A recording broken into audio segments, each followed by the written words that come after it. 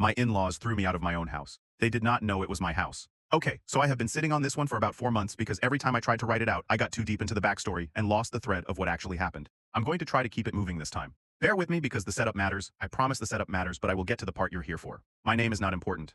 I'm a 36-year-old woman living in the Pacific Northwest, and I have been married to my husband Callum for 5 years. Callum is a good man. I want to say that clearly and early because he is not the problem in this story, and I do not want the telling of it to make him seem complicit in what his family did, because he was not, and because he was as blindsided as anyone when things went the way they went. Callum's family is a different matter. His mother is named Georgina, which is a name I now cannot hear without a specific involuntary response I'm working through with my therapist. His father is named Rupert, which suits him in the way that certain names suit certain people, completely and without irony. They have 2 other sons besides Callum, older ones, both of whom have absorbed enough of their parents' particular worldview that being around them for extended periods requires a kind of internal preparation that I have gotten better at but never fully mastered. The worldview in question is this. Georgina and Rupert came from money, lost most of it through a combination of bad investments and lifestyle that outpaced income, and responded to this loss not by adjusting the lifestyle, but by adjusting the story they told about themselves. In the story they tell, they are people of considerable standing who are temporarily navigating a complicated financial period. The standing is real, and the finances are temporary, and anyone who suggests otherwise is either confused or being deliberately unkind. Within this story, their children exist partly as evidence of the standing.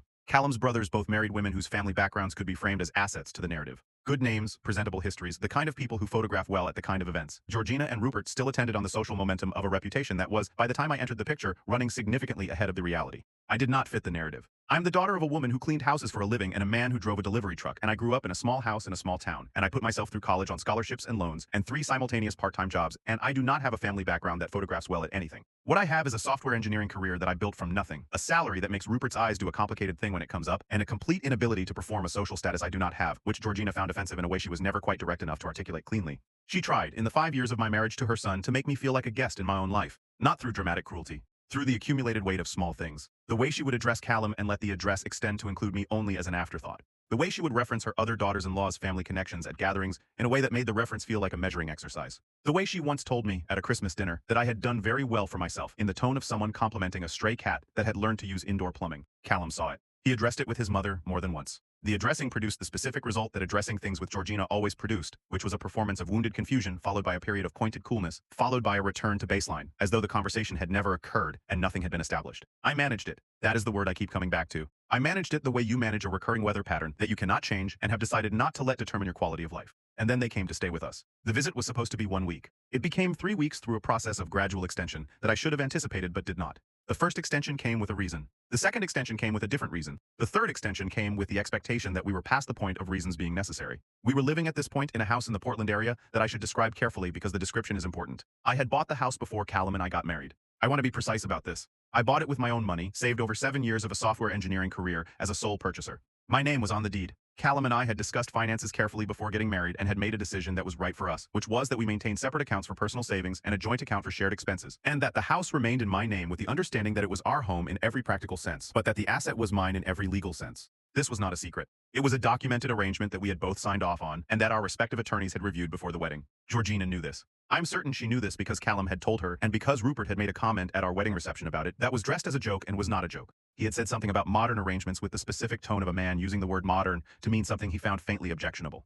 They knew. They had just, I would discover, decided the knowing was not going to constrain them. The 3rd week of the visit was when things started to deteriorate in ways I had not anticipated. Georgina had been, for the first 2 weeks, on a kind of performance of graciousness that I recognized as effortful and therefore temporary. She complimented the kitchen. She was pleasant to my friends when 2 of them came for dinner. She did not say anything directly objectionable. She was executing a version of herself that required significant maintenance, and I had watched it with the careful attention of someone who knows the maintenance will eventually slip. It slipped on a Tuesday. I was working from home that day, as I did most days, in the room I used as an office at the back of the house. I had a meeting in the morning and deliverables due in the afternoon, and I had communicated this to Callum, and he had communicated it to his parents. And the understanding was that Tuesday was a focused workday, and the household would operate quietly around it. At 11 in the morning, Georgina knocked on my office door. I said I was in the middle of something. She opened the door anyway. She told me that she had been thinking about the guest room. I said, still looking at my screen, that I was in the middle of a deadline and could we talk about it later. She said she thought the guest room would benefit from different furniture. She said the bed was adequate but the storage was insufficient for a proper guest room and she had some ideas about how to reconfigure it. She said this with the energy of someone who has been thinking about a project and is ready to begin executing it. I stopped looking at my screen.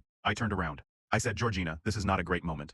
I have a deliverable due at 3 o'clock. Can we please talk about this at dinner? She said she just wanted to share her thoughts while they were fresh. I said very clearly that I needed to work and that the conversation needed to wait. She looked at me with an expression I had not seen from her before, something that had dropped the graciousness performance entirely and was showing something underneath it that was less managed. She said, I am simply trying to make a contribution to the household. I said, I understand. Tonight she left. I went back to work. I filed it away. What I did not know was what was happening in the other parts of the house while I was in my office. Callum was not home that day. He worked at an architecture firm in the city and was in the office most Tuesdays. He had taken the car. His parents had no transportation of their own and had been either staying in or getting rides when they needed to go somewhere. With Callum gone and me locked in my office, Rupert had apparently decided that the day offered an opportunity. I found out later from Callum what had transpired. Rupert had spent the morning making calls, not to friends or family, to a furniture consignment place he had found online. He had described himself as the owner of the house and had arranged for someone to come and assess some items that he was interested in selling. Not his items, my items. He had walked through the main floor of my house and identified 3 pieces of furniture that he considered sellable and had arranged for a consignment assessment without telling me, without telling Callum,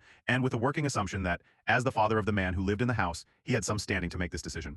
I did not know any of this at 11 in the morning when Georgina knocked on my door. I found out at 2:15 in the afternoon when I came out of my office to get coffee and found a man in my living room examining the legs of my sideboard. I stood in the doorway between the hallway and the living room. The man with the sideboard looked up. He had the professional neutrality of someone whose job involves entering strangers' homes regularly and who has learned to be unreadable. Rupert was standing near the window with his hands in his pockets. Georgina was on the sofa. I said, "Who is this?" Rupert said, "This is someone from a consignment company." "We are getting some assessments done," I said. "On what?" "A few pieces. The sideboard, the bookshelf in the hallway, possibly the side table in the corner." I looked at the sideboard. It was a piece I had bought at an estate sale 6 years ago and refinished myself over 2 weekends. It had taken me 14 hours of stripping and sanding and staining to get it to look the way it looked. I had been pleased with it in the specific way you are pleased with things you made with your own hands. I said, "That is my furniture." "In my house," Rupert said, "we are simply exploring options." "Exploring options," I said. "There are pieces here that are underutilized and could generate some return." I want to tell you that I stayed calm. I did stay calm, technically, in the sense that I did not raise my voice. But calm is not the same as measured, and I was past measured at this point. I looked at the man from the consignment company. I said, "I am the owner of this house and the owner of every item in it. I did not arrange this visit and I am not interested in selling anything. I apologize for any confusion, but this visit is over." He looked at Rupert. He looked at me. He read the room in about 4 seconds with the accuracy of someone who has learned to read rooms quickly in the interest of personal safety. He said that was no problem and he would show himself out. He left. Rupert's expression had done something significant. He said, "That was unnecessary." I said, "Rupert, you arranged to sell my furniture." "I arranged an assessment of my furniture in my house without asking me." Georgina said, from the sofa, "There is no need for this tone." I turned and looked at her. She said, "We are family. We are trying to help." "Help," I said. "This house has rooms and furniture that are not being used to their potential." We were simply, "This is my house," I said. "My name is on the deed. I bought it before your son and I were married and it is mine in every legal and practical sense. Nothing in it is available for assessment or sale or reconfiguration or any other decision that I have not made and authorized." That is not tone. That is a fact. Georgina stood up from the sofa. And this is the part that I still cannot entirely believe happened, even having lived through it. She stood up and she drew herself to her full height, and she said, with the conviction of someone who has decided that reality is a matter of confidence, "I think you need to take a breath and remember that you are speaking to your husband's mother in her son's home." I stared at her. "Her son's home," she said again, as though the repetition would establish it. I said very quietly, "I need you both to pack your things." Callum came home at 6:30. I had spent the intervening 4 hours in my office finishing my deliverable, which I had submitted at 3:14 with 3 minutes to spare, because I was not going to let what had happened destroy my professional output for the day. After that, I had sat at my desk and written out the sequence of events in a document with timestamps because I had learned, in 5 years of dealing with Georgina and Rupert, that documentation was not paranoia, but preparation. His parents were in the guest room. They had not come out since I had told them to pack. I did not know whether they were actually packing or simply waiting for Callum to come home and rebalance the situation in their favor. I heard Callum come in. I heard the specific quiet of him reading the atmosphere of a house that contained his wife and his parents and understanding that something had happened. I came out of the office and I told him. All of it, in order, with the document open on my phone in case I needed it. He listened without interrupting. When I finished, he sat down on the couch and put his face in his hands for a moment. Not at me. At the situation. "I know the difference." He said, "He called a consignment company." "Yes, to sell your furniture. 3 specific pieces he had identified. In your house. In my house. While your mother tried to discuss guest room reconfiguration." He looked up. "They coordinated it." "That is my read, yes." He sat with it for another moment. Then he stood up. He went to the guest room. I heard him knock. I heard the door open. I heard his voice, low and controlled, and I heard his mother's voice responding in the register she used when she was performing injury. I did not go to the doorway. This was his conversation, and he needed to have it without me standing there. It lasted about 20 minutes. When he came back out, his face had the look of someone who has just done something hard and necessary and is processing the doing of it. He said they are leaving tomorrow morning. "I have booked them a hotel for the rest of the trip." I said, "Okay." He said, "I'm sorry." I said, "You did not do it. They are my family." "Yes." "And you handled it." He looked at me. "My mother said you were hostile and overreacting." "I know that is what she said. She said this is technically my home too, and you had no right to speak to them that way." I said, "It is your home in the way that we share a life here. It is my house in the way that my name is on the deed, and I bought it with my money before we were married. Those are both true." "I know," he said. I told her that. "What did she say?" He almost smiled, without humor. She said, we clearly have issues to work through. They left the next morning. Rupert said nothing to me directly. He moved through the house with the stiffness of a man performing dignity under difficult conditions. Georgina hugged Callum for a long time at the door and said something to him quietly that I did not try to hear. She looked at me before she got in the cab. She said, I hope you will reflect on how this week has gone. I said, I hope you will too. She got in the cab. The months since then have been a process of recalibration on several fronts. Callum and I talked about it extensively, the way we talk about hard things, which is directly and sometimes uncomfortably, and with the shared commitment that honesty is more useful than comfort in the long run, even when it does not feel that way in the moment. We talked about his family and about the pattern and about what we were willing to accept going forward. We talked about what visits would look like in the future and what conditions needed to be in place and what the consequences would be if those conditions were not honored. Those conversations were not easy. They were necessary. Georgina called me 3 weeks after they left. She said she wanted to clear the air. She said there had been misunderstandings. She said she had never meant to overstep and that if I had felt that she had, it was not her intention. I said, Georgina, your husband called a consignment company to sell my furniture while I was working in my office. That is not a misunderstanding. That is a thing that happened, she said. She understood I was still upset. I said I was not upset. I was clear.